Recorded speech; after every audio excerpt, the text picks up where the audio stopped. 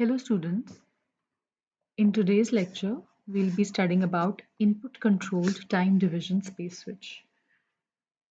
अगर आपको याद हो तो इससे पहले वाला लेक्चर जो हमने किया था उसमें हमने बेसिक प्रिंसिपल के बारे में पढ़ा था टाइम डिवीजन स्पेस स्विच के बेसिक प्रिंसिपल के बारे में और हमने basic time division space switch की कॉन्फ़िगरेशन को भी स्टडी किया था and we studied that the basic time division space switch is a switch which is not fully available. That type of configuration lacks full availability.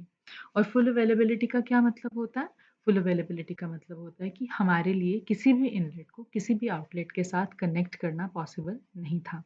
It was not possible for the switch to connect any inlet with any outlet. Only ith inlet can be connected to the ith outlet.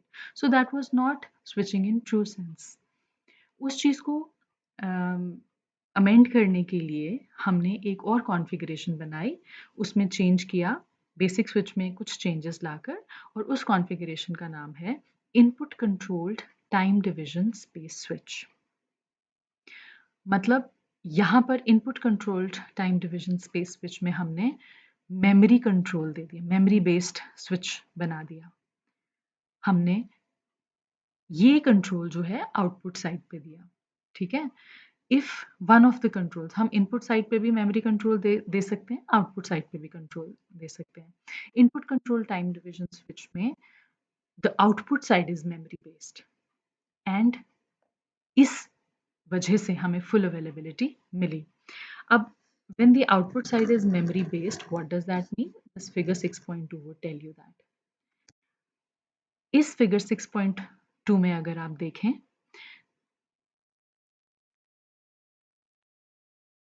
the input side is cyclically switched. आपकी input side ये है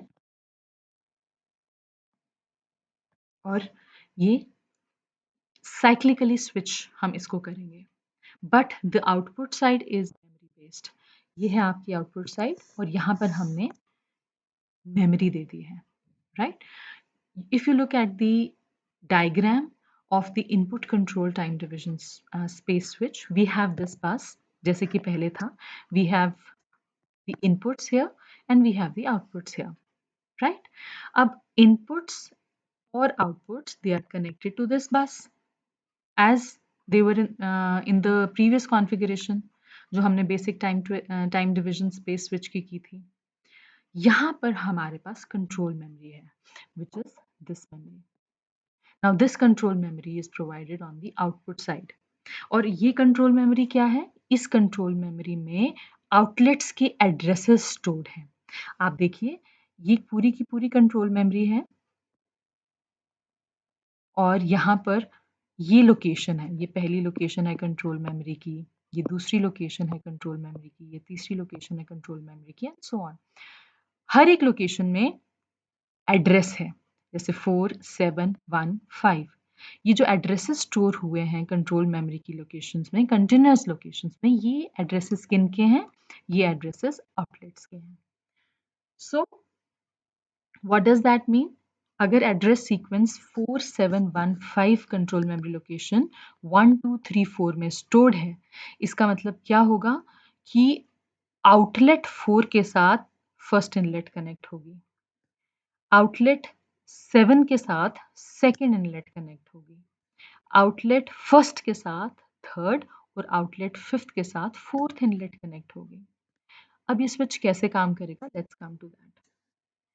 There is a cyclic control provided at the input side that we should know, right? The switch is input controlled or input driven. Why? Because there is cyclic control which is provided at the input side and control memory or the outputs are memory based.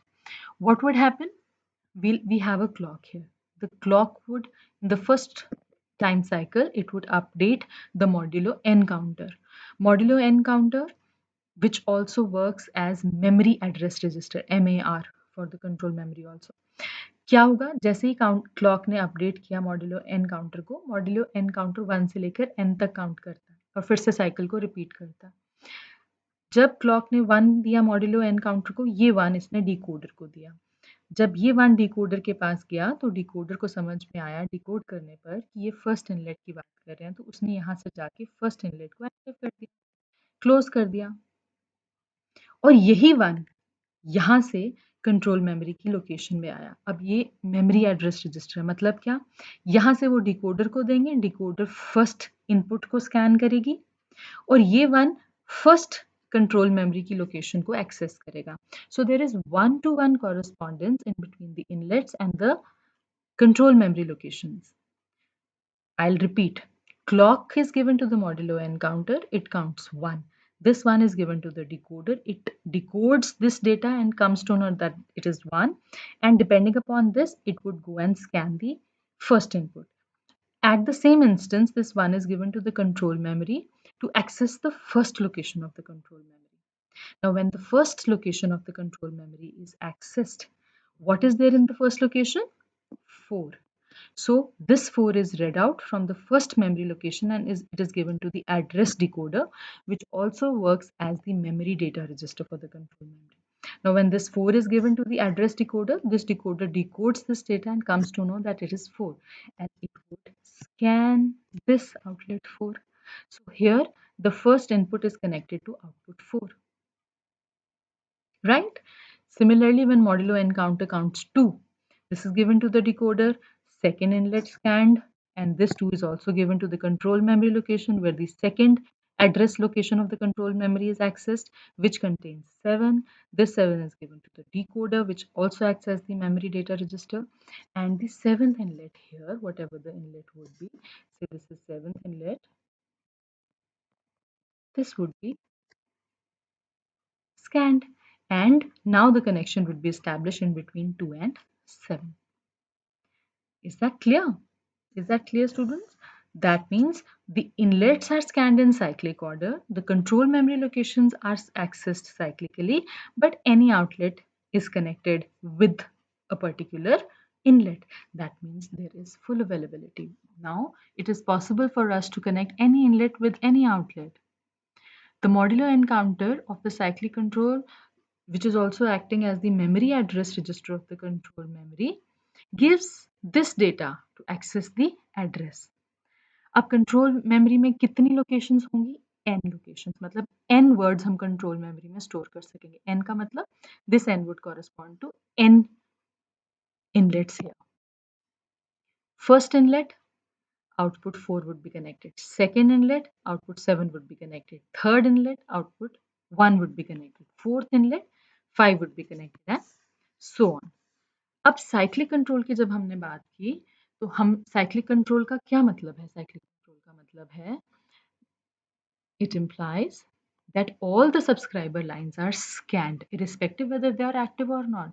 हम सभी को scan करेंगे, और अगर inlet active है, हम सभी inlets को स्कैन कर रहे हैं, अगर इनलेट एक्टिव है तो कॉरस्पॉन्डिंग आउटलेट एड्रेस के साथ, जो कि कहाँ होगा आउटलेट का एड्रेस? कंट्रोल मेमोरी की ith लोकेशन में, उसको कनेक्ट कर दिया जाएगा. एक्टिव इनलेट I के corresponding ith location of the control memory would have an output address, right? और वो output address रीड आउट करेंगे, हम डिकोडर को पास करेंगे, जो कि मेमोरी डेटा रजिस्टर भी है, जैसे कि अभी हमने पढ़ा. और डिकोडर क्या करेगा? Decoder would enable that proper outlet and it would be connected to the bus. और फिर जब आउटलेट भी कनेक्ट हो गया, इनलेट भी कनेक्ट हो गया, तो सैंपल वैल्यू को ट्रांसफर किया जाएगा from the input to the output. इस तरह से कोई भी इनलेट आउटलेट के साथ कनेक्ट कर जाएगी, और this way we ensure full availability. अब हमने सारी इनलेट्स को स्कैन करना है, हो सकता है कोई इनलेट एक्टिव भी ना हो. If the inlet is not active, क्या होगा? उसके कॉरस्पॉन्डिंग कंट्रोल मेमोरी में नल वैल्यू होगी, राइट? आप सपोज आपने kth इनलेट स्कैन की और वो एक्टिव नहीं है. kth इनलेट स्कैन करने पर हम kth मेमोरी लोकेशन को एक्सेस करेंगे, कंट्रोल मेमोरी की kth मेमोरी लोकेशन को एक्सेस करेंगे, और वहां पर कोई वैल्यू नहीं होगी. That would contain a null value and that would forbid the address decoder from enabling any of the output lines, right? तो सिंगल स्विचिंग एलिमेंट है, which is a bus, and that is being time shared by n connections, and all the n connections can be active simultaneously, right? And through this connection, we'll be able to connect the n inlets with the n outlets for the duration of the sample transfer. And that is why it is called as time division space switching. Now, this type is called as input control time division space switching because the memory inputs are cyclically controlled and the memory control is provided at the output side. And of course, the organization is a fully available organization of the switch that ensures that any inlet can be connected to any of the outlets. Now, like we have designed a switch which is input controlled, it is possible to design a switch which is output controlled also. What does that mean? Cyclic control at the outputs of the outlets can be accomplished and memory control at the inlets. That would be the output control time division space switch. If you look at the diagram, figure 6.3, this is output control time division space switch. Outputs are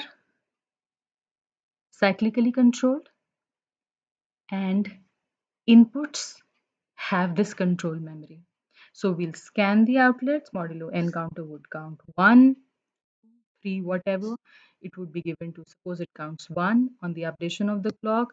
This decoder gives it to the 1, first outlet gets connected, and this one is given to the control memory also, which accesses the first location of the control memory. This is given to the decoder. Whatever is in the first location of the control memory, that would be the address of the inlet now. So that would be given to the decoder. Decoder will decode that address and that corresponding inlet would be connected to the bus. So here also it is possible for us to connect any inlet with any outlet, hence ensuring full availability. Now students, this is left this as the task for you to write down the explanation for the output control time division space switch, because we have just thoroughly done the input controlled time division space switch. So till now we have studied about time division space switch, the basic principle. Then we studied about the basic time division space switch. Then the disadvantage associated with the basic time division space switch, that is lack of full availability, was considered, and depending upon that we designed the input control time division space switch, which has been discussed in length and breadth just now. And a minor variation to that would configure that as an output control time division space switch. The figure has been shown, it has been explained, and it is left as a task for the students to write the working of this output controlled time switch.